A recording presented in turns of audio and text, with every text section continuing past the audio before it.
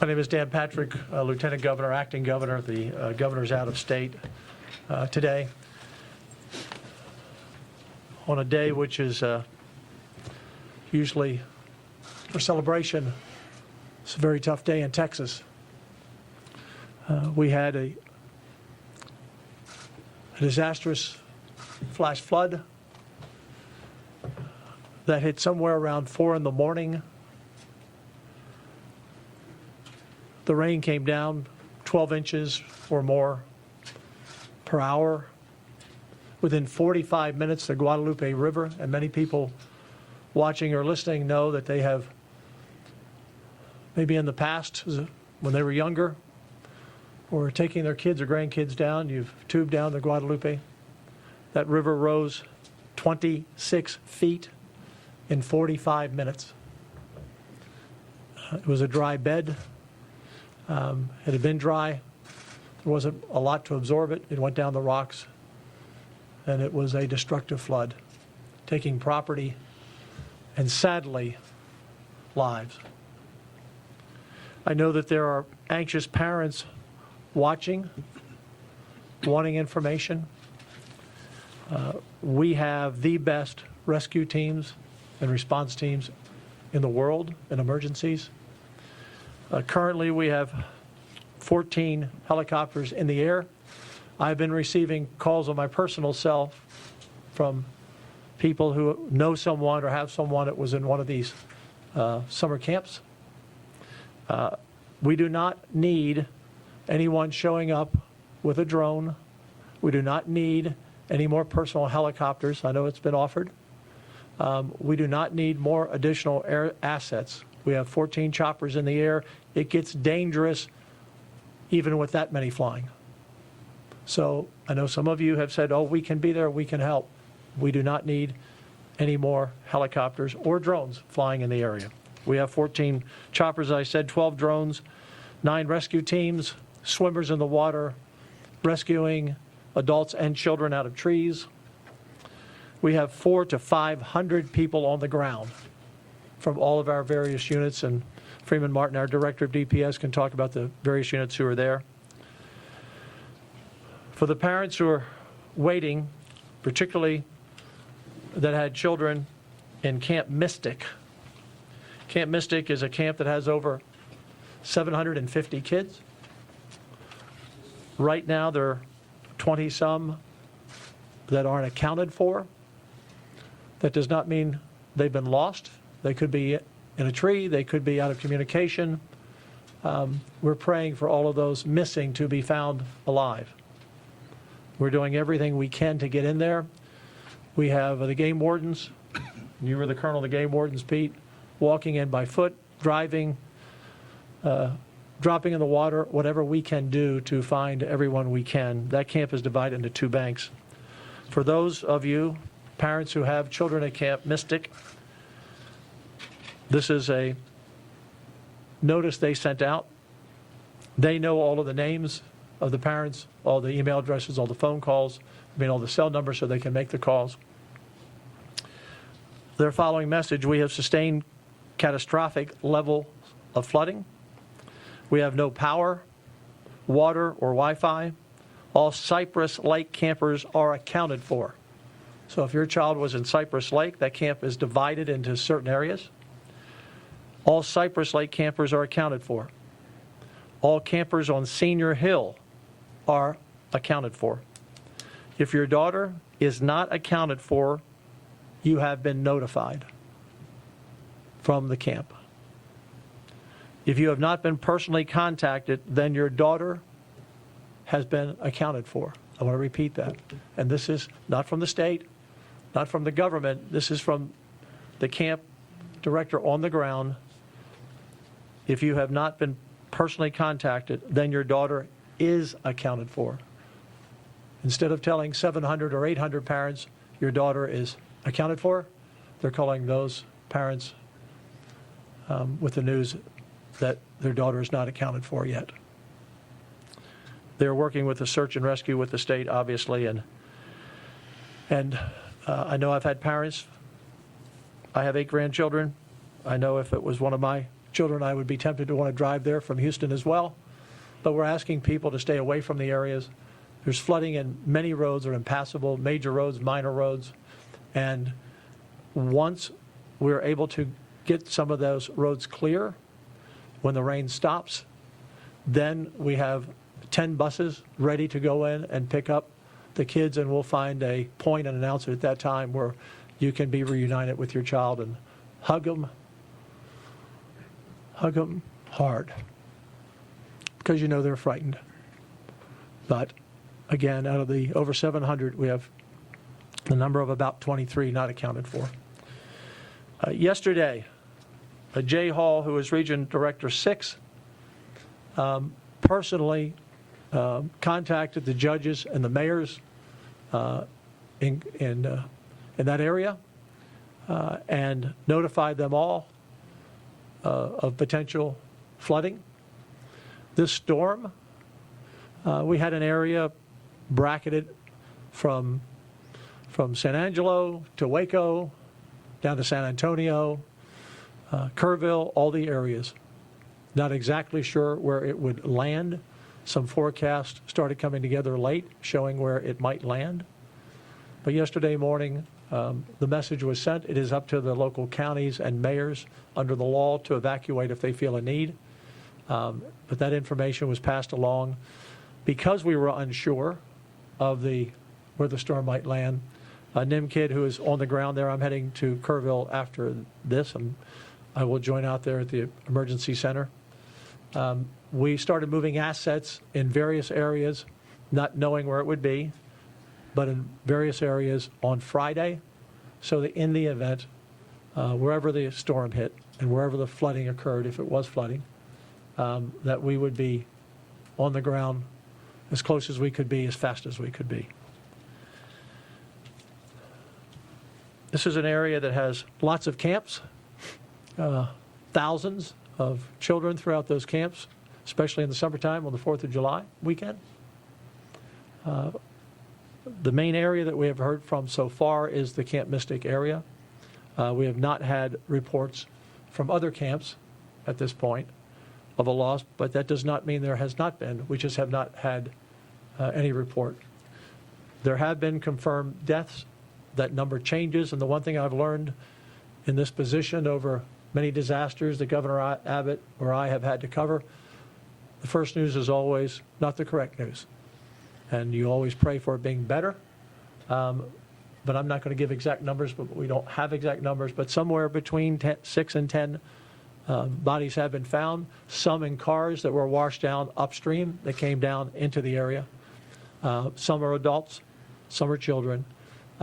Again, we don't know where those bodies came from, and was it from a camp? Or was it from one of the many homes that are all along the Guadalupe River?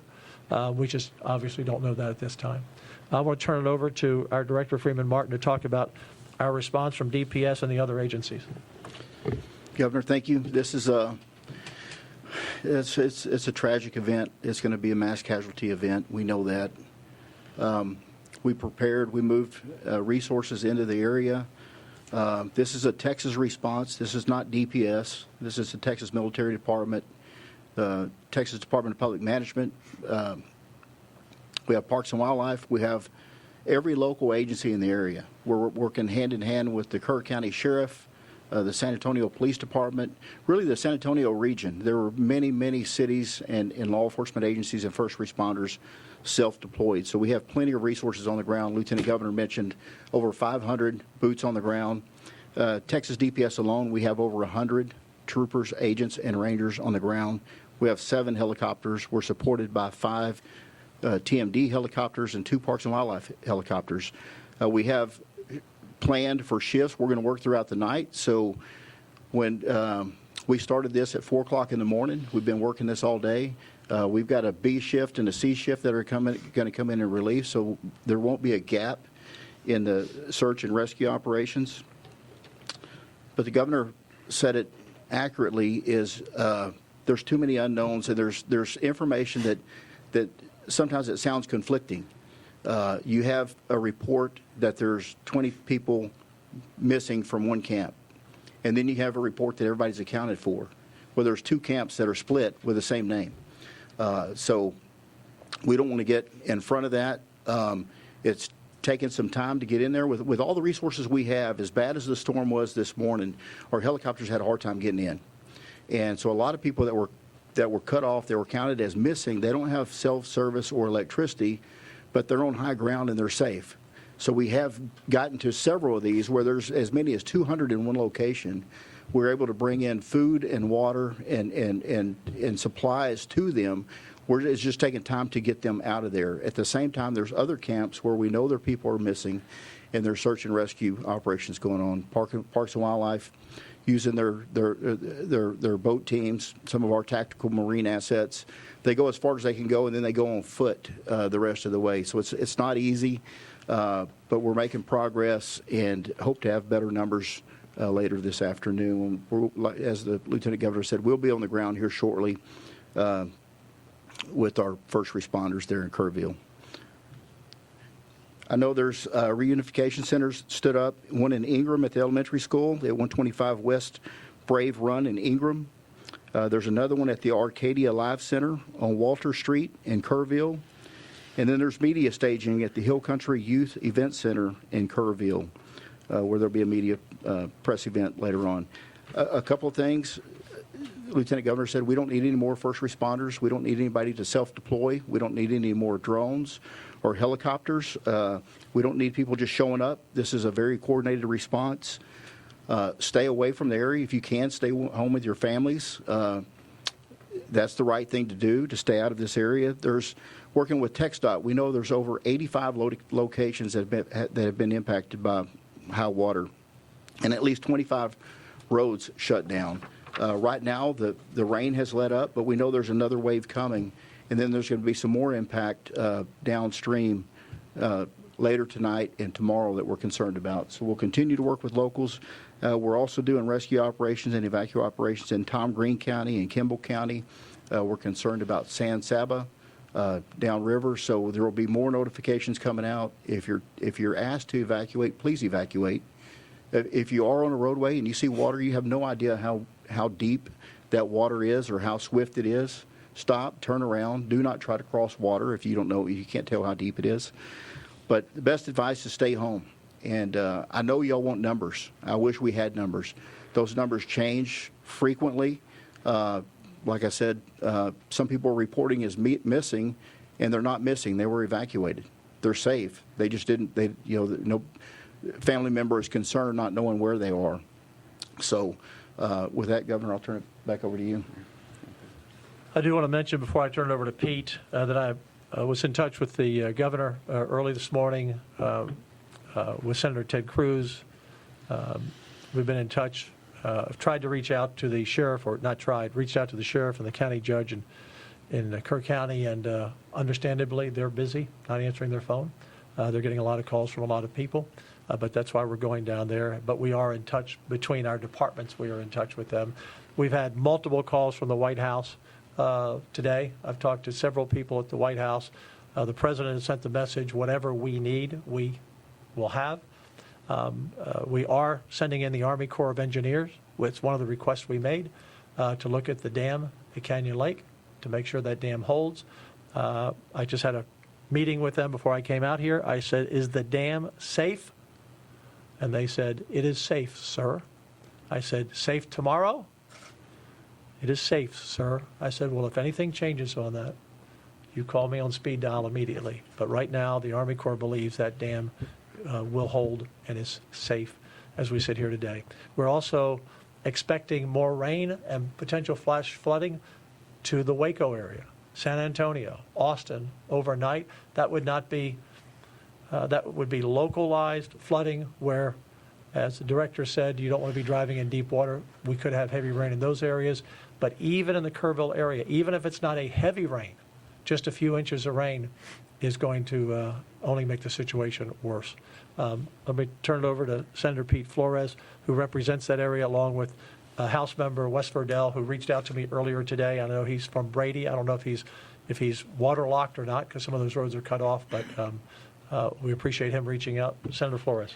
Thank you, Governor. Thank you for allowing me to be here, and thank you all for being here. And the first comment to make is prayers for our affected Texans, and to make sure that that they come out of this event with their lives. And for the first responders that are out there, especially the local ones who were there first, we want to always recognize that they mostly voluntarily step up for their fellow citizens, and they're the first ones there and the last ones to leave. My role is to work with the governor and work with the state agencies to make sure that our affected areas get what they need. And thank God we are in Texas, because Texas is well prepared to do this. And my previous life was as a game warden, so as a colonel game warden, so I've responded to many of these emergencies over the years and hurricanes, and know what's happening and what's fixing to happen. It's basically we're in the search and rescue part. That's what's most important, and for all of us to remember is that this first 24 to 48 hours is search and rescue, and saving as many lives as we can, and recovering as much of our fellow Texans that we can. So as we do that, we thank you very much for your support of our first responders and that are out in the field at this moment as we speak, and we will continue to move forward to ensure that the most successful outcome that we can possibly do happens. And again, thank God we're in Texas, because that makes it more probable. A website, disaster.texas.gov, for those watching if you want to keep up with reports, disaster.texas.gov. Before I open up for questions, I want the parents out there who are watching who are unsure because they're just unsure.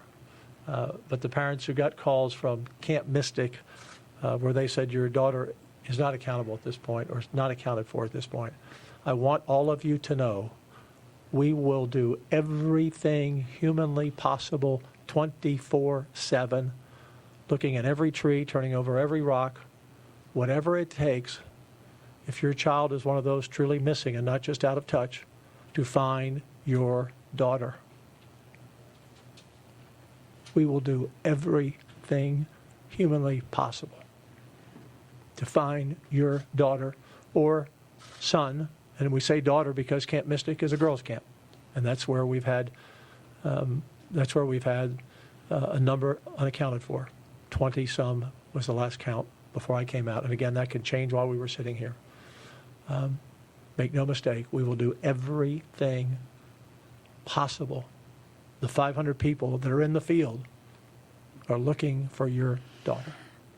Questions? Governor, you talked about how fast this rain came and how fast Yes. the channel filled up. Do you know if they got any lead time at all out on site, and were people able to get out of there before the rains hit? So the weather forecasts were all over the map, from a few inches to possible flooding.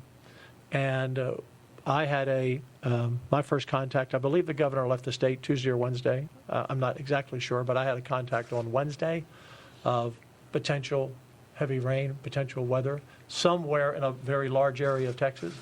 And so that was the first contact. And then on yesterday, I guess it was Thursday, there was a 10 o'clock weather call, and that call goes out every day at 10 o'clock, and judges and mayors are invited to be on the call. That's 10 a.m., right? 10 a.m., yes, sir. And so that call was put out. And then just to double down, again, I mentioned Jay Hall, the region director. He went out personally and made sure everyone on the local officials were aware there could be flooding. And it could have gone somewhere else. The storm could have moved 20 miles somewhere else. But everything was done to give them a heads up that you could have heavy rain, and we're not exactly sure where it's going to land. Obviously, as it got dark last night, we got into the wee morning of the hours. That's when the storm started to zero in. Another question? Lieutenant Governor, do you anticipate or do you know if there will be any sort of curfew put into place? I don't. That would be up to the local officials. I don't think that's going to be an issue. I don't think people are roaming around out there. The water's pretty high. Yes. Another question? Can you give us a timeline on when the deployment first happened that you were describing earlier? Was it last night? The first calls we got into TDEM and Nim Kid, who would normally be here, he's on site there in Kerrville. He drove there earlier this morning. They had pre-positioned equipment and people in the event it would be close to somewhere it landed. You know, they may have to move 10 or 15 miles, but they had already pre-positioned, not knowing if it was going to be a light rain, a medium rain, or heavy rain. But there were surely multiple forecasts. And this morning, it's my understanding, Director, that at 4 a.m. we started getting the first calls and response calls. Is that correct? That's correct. We actually started moving resources a couple of days ago, and for us, it's a holiday weekend, so there are no days off for troopers, agents, and rangers. Law enforcement, we work the holidays, but starting 2 days ago, we started moving aircraft and strategically placing some boat teams with Parks and Wildlife in coordination with TDEM. And so, but the thing is, we didn't know Menard, Kerrville, San Antonio. So we stage them in the San Antonio area for the most part. But Well, thank you very much for coming. We will update you as we have more information. Again, disaster.texas.gov. We always say in these situations, thoughts and prayers. I'm asking the people of Texas, do some serious praying this afternoon, on your knees kind of praying, that we find these young girls and that they're only unaccounted for because they're somewhere that we don't know yet, but that they're alive and safe, and we will find them. If they're alive and safe, we will find them and bring them home to you. So please pray for these families tonight and this afternoon. Thank you all very much.